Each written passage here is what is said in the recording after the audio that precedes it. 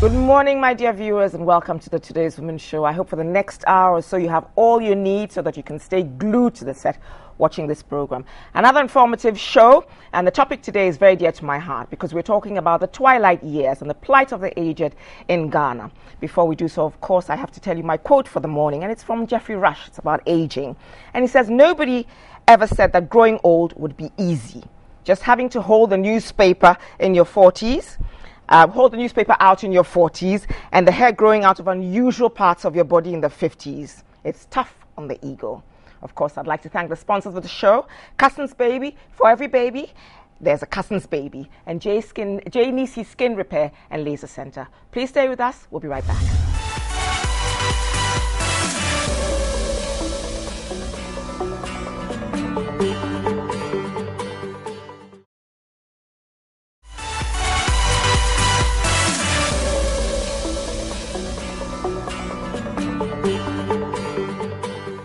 Welcome back to Today's Women Show. For those of you who just tuned in, we're going to be talking about the twilight years and the plight of the aged in Ghana.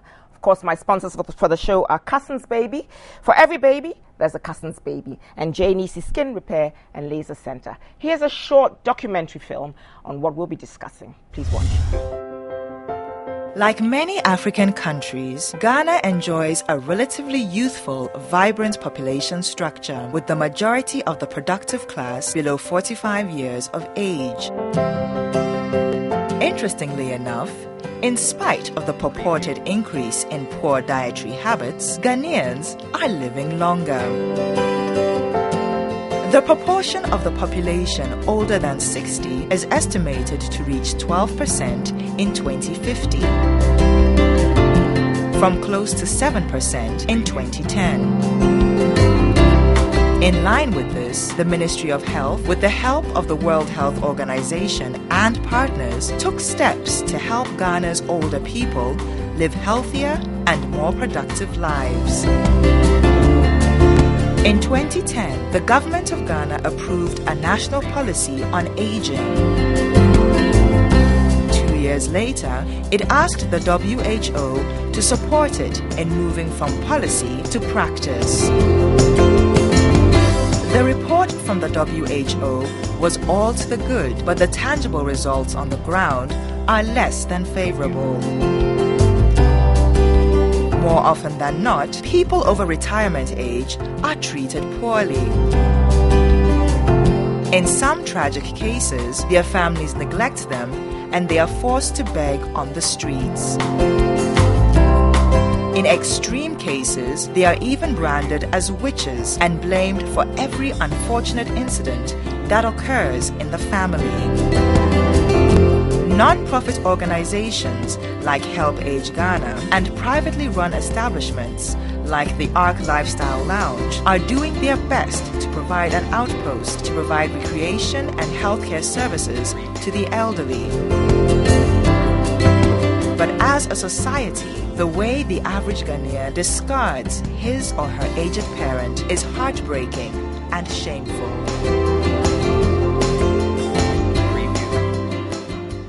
I know my wish is to grow old, and I hope that my children will be around to help me when I get to that age. Later on in the show, you're going to meet a lady who's decided that that's her passion for life, and that's to look after the aged. But before then, I have a lady in the studio. Herself, she calls herself aged. I don't know if you'll agree with me when you meet her. Her name is Mrs. Rebecca Kofi Opata.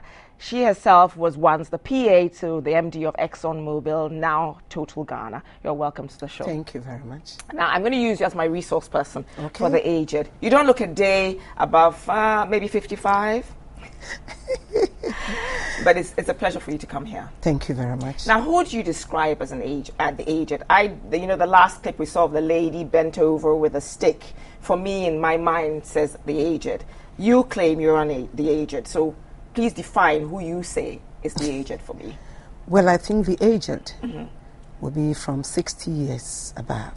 Is the retiring age for any physical person, who is working.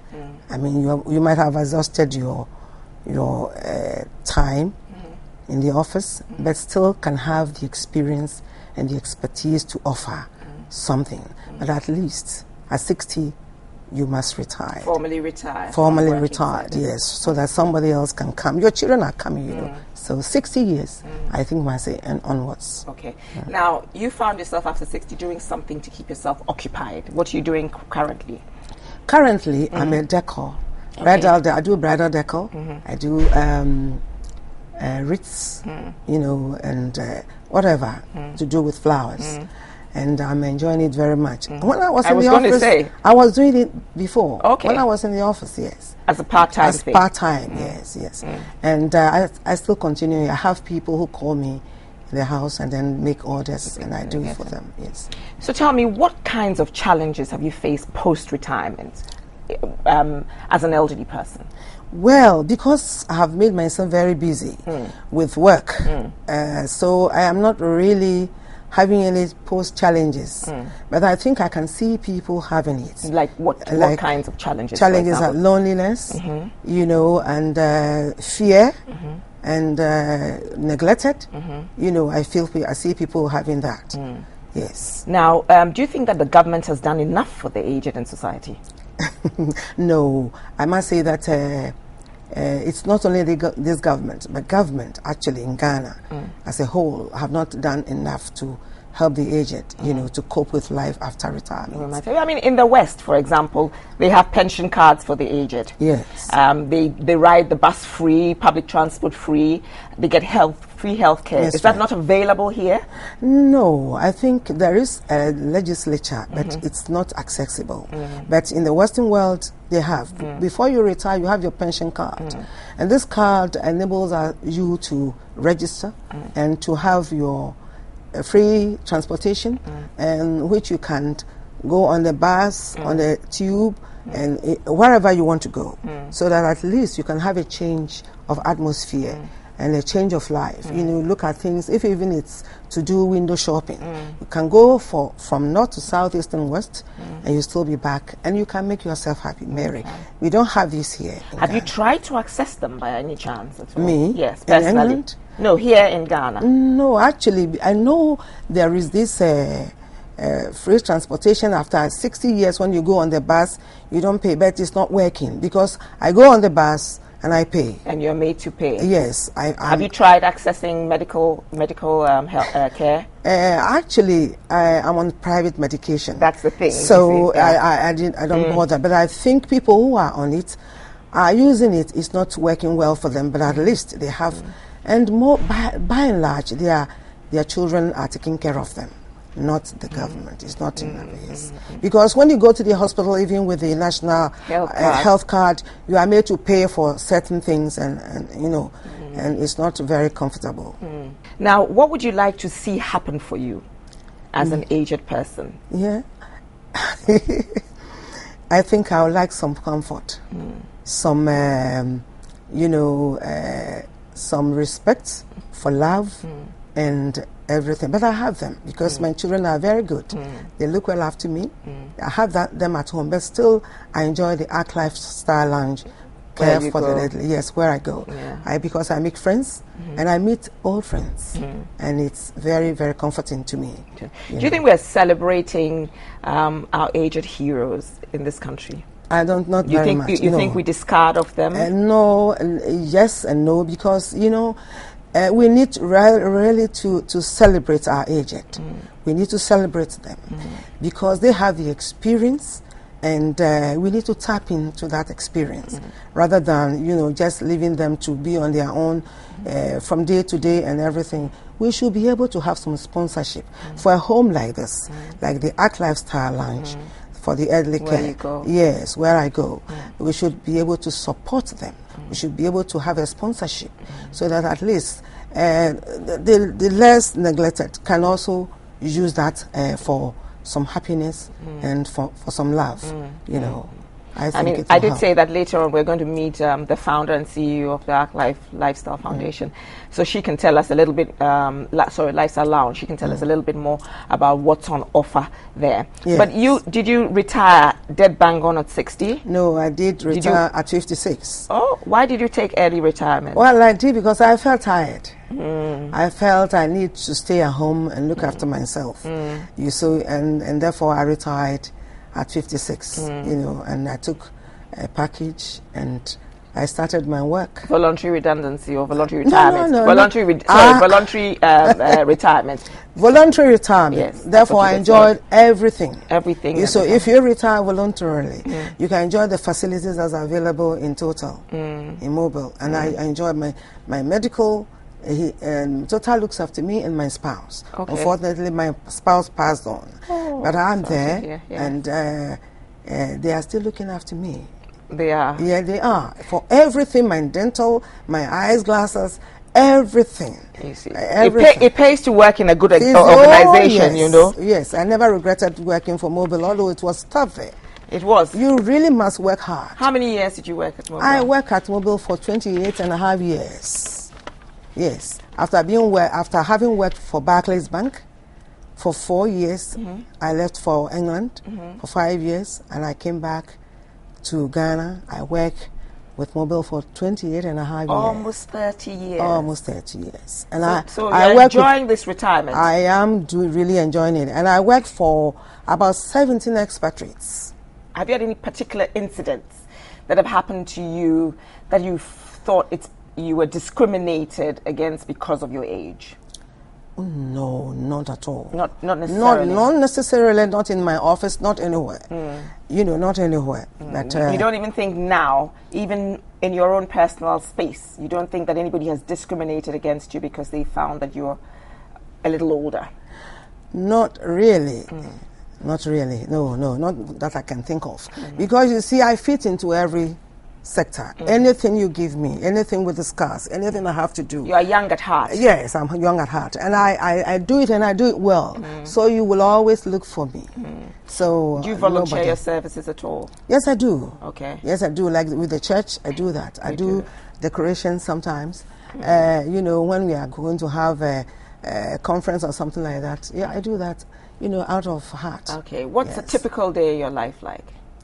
A typical day in my life, I wake up in the morning, I do my prayers, and what I do is I hand all over my children to the Lord and myself, the spirit, soul, and body. And then I have my breakfast, if I have to, and then I take a little nap, you know, for about maybe 2 hours. Okay. If I have to go somewhere, then I make time. If I have to go to the hospital, I get ready, I go early, and I come early. And that is it. I enjoy being with my kids, my children. There's one not with me, but I have two. Okay. And then I have my little granddaughter. Which you're so proud of. I'm so proud of her. I'm so proud of her. And she's how old? 1 month? Just 1 month old. She's just 1 month. And the first grandchild? And the first grandchild. And I like girls. Oh. So when I had her, I was so happy. Oh, my goodness. You have blessed me. Before I let you go, there's one thing I wanted to ask. You know, you are fortunate enough. You worked. You have children who are also responsible enough to care for your needs. So, quote unquote, you don't fit into that aged, needy, aged sort of bracket thing. How do you think that we as a nation can actually help make lives better for the people who are the aged amongst the less privileged? What do you think we can do for them? And that is why we have this home being founded by Mrs. Oseibo. And I wish to see more of these when it is well established. I wish to see more of these things, you know, across the country. And then we need to have a lot of sponsorship. You know, we are now talking with people, but for the meantime, people come daily and they go. And if we can have sponsorship from to create more centers like create that, more centers, so that the people can come once, twice a week, or maybe have a week stay to change the atmosphere and have fun, have leisure, little leisure and pleasure around, and then you make friends, and you're always looking forward to going there. Yes. What do you think your life would have been without that center? That center, I tell you, a little loneliness, you know, and they show you a lot of respect when you go there. They make sure that you are well cared for physically, you know, psychologically. If you need some, they see that you need some counseling. They invite pastors, they invite doctors to come and talk to you and show you what to do. I think all in all, they have done well. It's a laudable achievement, and I feel that we will all take it up on our shoulders and help to make it work. Sure that it works. It works, yes. And Auntie Rebecca, thank you so much for coming on the show. When I grow old, I want to be just like you. Thank you so much. And I want to celebrate the elderly. Okay. I do celebrate the elderly because there are people older than me. Yes. And we need to give them the respect and celebrate them and tap their experiences rather than calling them witches. Yes. You know, which is not the case. best thing that we should Yes, it's not best thing. Thank you so much.